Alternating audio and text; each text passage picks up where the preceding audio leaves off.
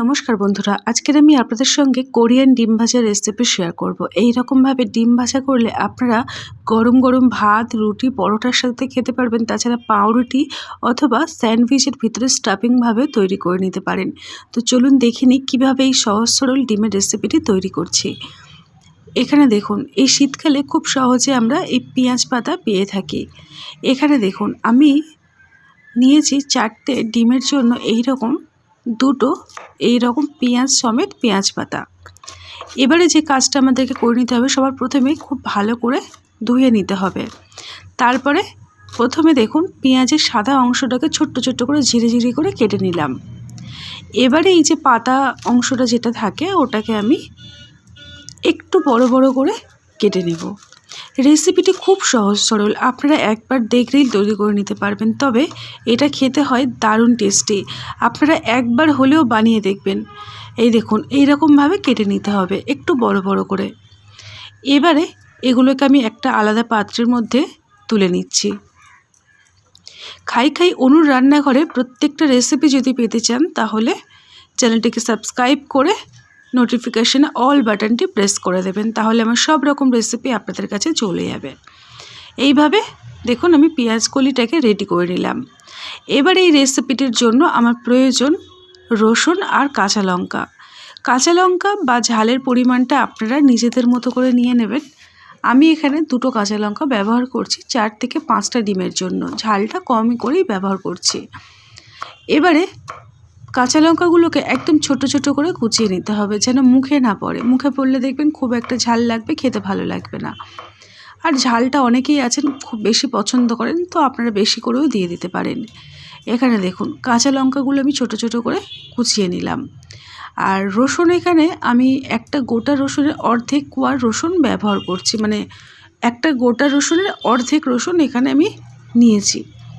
এবারে রসুনগুলোকে আমি এইভাবে গ্রেটারে গ্রেট করে নিচ্ছি। আপনারা কিন্তু এটা মানে ছুরির সাহায্যে বা বটির সাহায্যে একদম মিহি মিহি করে কুচিয়ে নিতে পারেন, তবে আজকের আমি আর কোচাবো না, এইরকমভাবে গ্রেট করে নিলাম।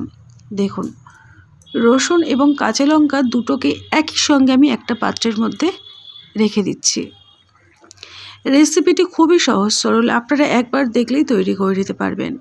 এবারে সবার প্রথমে যে কাজটা করতে হবে, একটা কড়াইয়ের মধ্যে 2 থেকে 3 চামচ পরিমাণে রিফাইন তেল গরম করে নিচ্ছি। তেলটাকে হাই হিটে গরম করছি, যাতে করে কড়াইয়ের তলায় লেগে না যায়, খেতে ভালো লাগে। এবারে আমি এখানে দিয়ে দেবো ওই যে রসুন গ্রেট করা আর কাঁচা লঙ্কা। এবারে এটাকে মোটামুটি 1 থেকে 2 সেকেন্ডের মতো মানে একদম ভেজে নিতে হবে। খুব একটা কিন্তু গায়ে কালার ধরাবেন না, তাহলে খেতে ভালো লাগবে না। এবারে আমি এর মধ্যে দিয়ে দেবো প্রথমে পেঁয়াজ, যে সাদা অংশটা সেটাকে আমি দিয়ে দিচ্ছি। এটা পেঁয়াজই, ছোট ছোট পেঁয়াজ। তো এটাকে আমি রসুন কাঁচা লঙ্কার সাথে মোটামুটি 1 থেকে 2 সেকেন্ড নাড়াচাড়া করে একটু নরম করে নেব।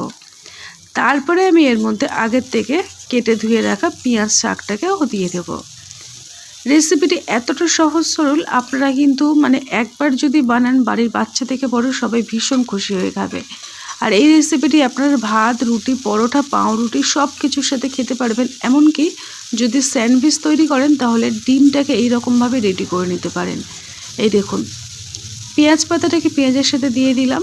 আমি মোটামুটি 1 মিনিটের মতো কড়াইয়ের মধ্যে নাড়াচাড়া করব।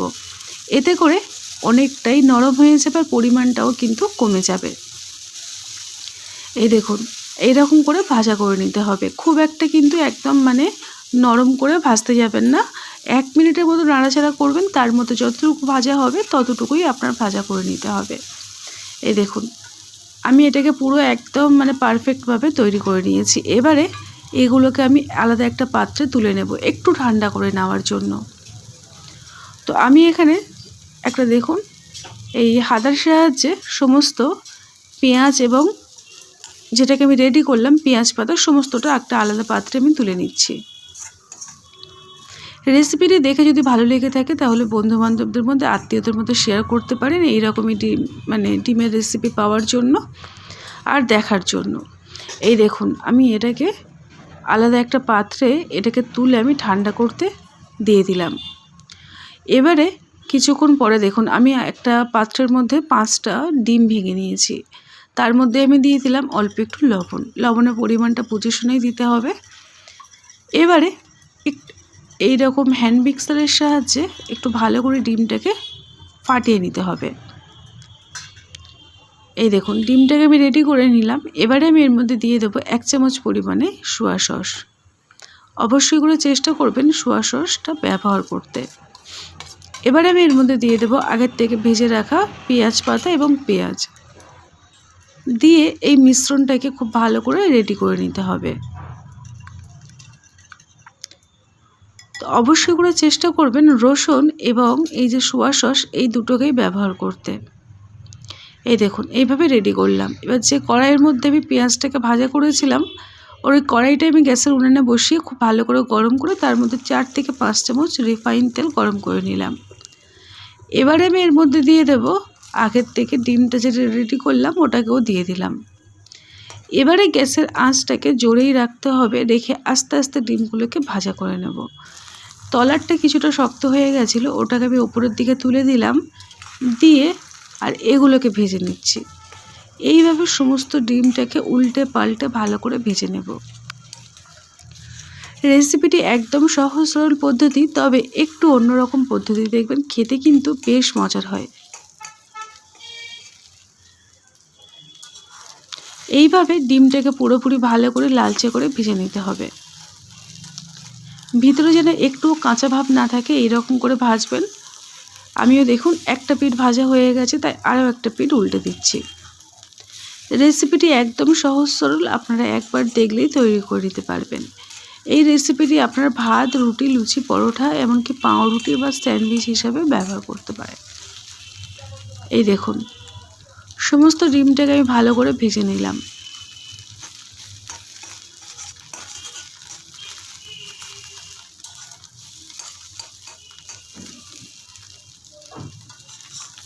এইভাবে সমস্ত ডিমটাকে আমি ভালো করে দেখুন এইরকম কালার ধরিয়ে ভেজে নিয়েছি। আজকে ডিমের রেসিপিটি আমার একদম তৈরি হয়ে গেল। এবারে আমি গরম গরম একটা পাত্রের মধ্যে সার্ভ করে নেব। তো দেখুন বন্ধুরা কতটা লোভনীয় দেখতে হয়েছে। সত্যি কথা বলতে যতটা লোভনীয় দেখতে হয়েছে খেতে কিন্তু দুর্দান্ত হয়েছিল। আপনারা একবার হলেও ডিমের এই রেসিপিটি বানিয়ে দেখবেন, আর আমাকে জানাতে কিন্তু একদম ভুলবেন না যে রেসিপিটি আপনাদের কেমন লেগেছে।